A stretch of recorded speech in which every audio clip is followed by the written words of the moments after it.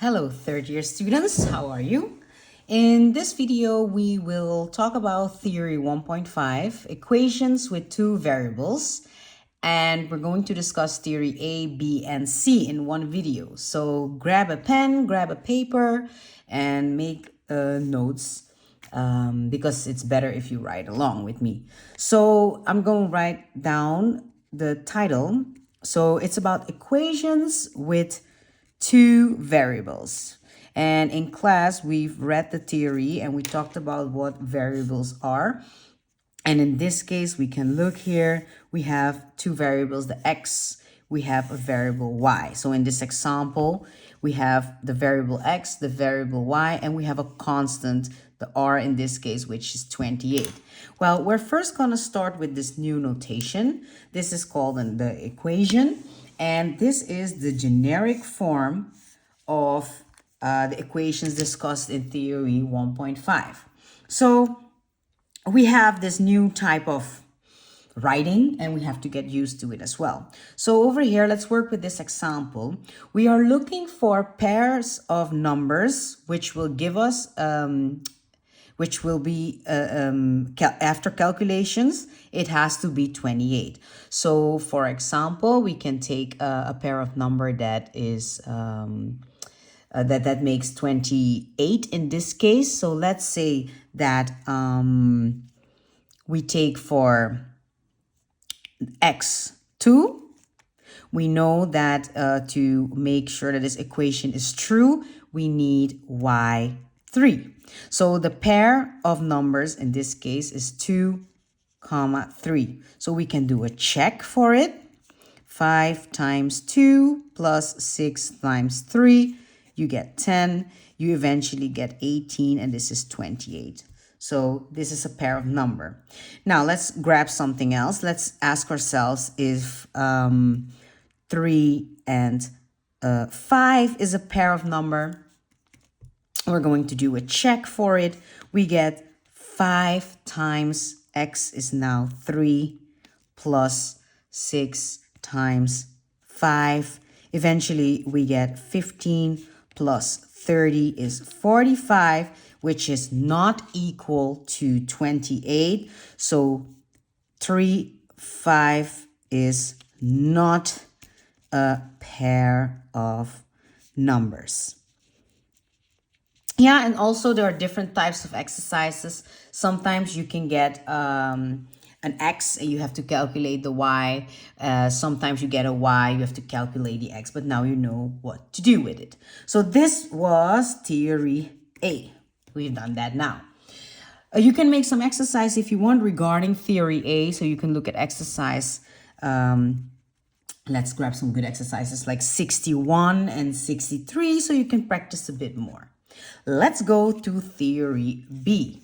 So we're still working with this equation. We're going to theory B, and I'll just come up with a different example. So we get a new example, and we get, let's say, I have to think of something. We're taking, yeah, this is a good example. I'm having the computer open here as well. So let's say we take 2x plus y equals 2. Now, mind you, in this case, the r corresponds with 2. The p corresponds also with 2. And of course, the q corresponds with a 1 that is here in the front that we don't write down, of course, because 1y is y. So now in theory B, you have to draw the graph. So the question is, draw the graph of, and then this equation, for example. Now, it takes a lot of time to rewrite this in the form y is ax plus b. That is something when it comes to theory C, but you don't have the time. So, you know, to draw a graph, you need always a table, first step, and then you can draw your coordinate plane, etc., etc. Now, let's first work on the table. So we make a table now. We have x over there, y over there, like always. we always choose for x0. But now, since their x and y are both on the left hand equation with two variables, we write for y also 0. So where I place the dots, that's what we're going to calculate. So we can do this mentally or use the calculator, but let's try it. 2 times 0 is indeed 0. 0 plus what makes 2? The answer is 2. Now, the same one for y. If y is 0, 2 times what makes 2? X has to be 1. Now, if you're not sure, grab the calculator, or I'm just going to show you an intermediate that you can use. 2 times x plus y is now 0 equals 2. So you get, actually, you use the balance method. So you get 2x is 2, eventually divide by 2, left hand, right hand, you get x is 1. Yeah, and of course you can use the calculator, you can choose mentally, you don't need to show intermediate, so this is enough. So you can use this table. Now you're going to draw, indeed, using a ruler that I do not have with me right now, so I'm just making a little sketch, but please use your ruler. You make a quick set of axes, super quick, don't take too much time. Yeah, you write x over here, you write y over there, and eventually get 0, 2, and you get 1, 0. And then you can make a straight line going through these points. Let me improvise with my equipment here. Eventually we get this. Let me just make a straight line, then I can really show you. Yes, and always extend the lines through the points. Now, there is an exception, so let me give you here a warning signal. There is an exception. So let's say that our r is 0. So an example of another graph is, let's say 2x plus, it's always hard creating examples, but let's say 4y is 0. The problem here, when we make a table, let's start with that first. You want to say, okay, I'm going to do x is 0. 2 times 0 is 0. Well, 0 plus 4 times what makes 0? Well, you must add 0. So y also has to be 0. So you get 0, 0. So it's really not handy to say, okay, and then for y I'll put 0. It doesn't make sense because the outcome is still 0. So in this case, your table doesn't contain for x and y the 0 and the 0. So your table will be in this situation, because the r is 0, you will take a table and you would use 0 and you would come up with something like number 2 or whatever it is. Yep. So mind you and pay attention to that. Now, if you want to practice some exercises regarding this, the drawing, I would definitely say, hey, for theory B, please make exercise 70 and L11. Yeah, those are good to practice. So let's highlight those exercises so you can always work on it later. And pause the video. Now let's go to the final theory. Let's see if it still fits on the paper. So the final theory, also very important, guys, is theory C. Theory C is about the relationship between this equation, this generic form, and how you would go to this formula, ax plus b. How are you going to do that? It's called isolating y. So I'm going to write it isolating y. And that is when you go from this form to the other form. Then it's called isolating y. You're isolating y. Basically, you're putting y on the left hand. Could also be right hand. We're going to see later that it doesn't really matter. But you make sure that it's on one of those hands, left or right. Now, how do we do that? So let's immediately just grab an example, all right? So I am grabbing an example from 73A. Let's start easy. So what we see here is we need to isolate the x. It says isolate the x, but let me create this exercise and say isolate y. I'm changing the exercise. So this is what we get. X minus y equals 10, right?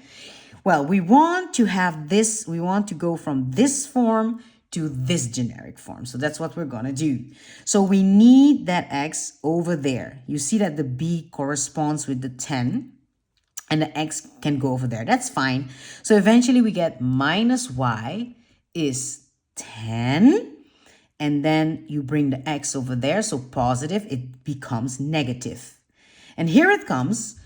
This is minus y. It's still not this generic form. So we divide every term by -1.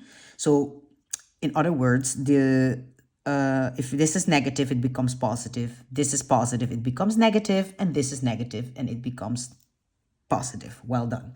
So you get y is -10 plus x. And that's it. That's just generic form. Yeah, the -10 and x position doesn't matter, but now you have it. And this is called isolating y. You could also, of course, isolate x. Just read the exercise carefully.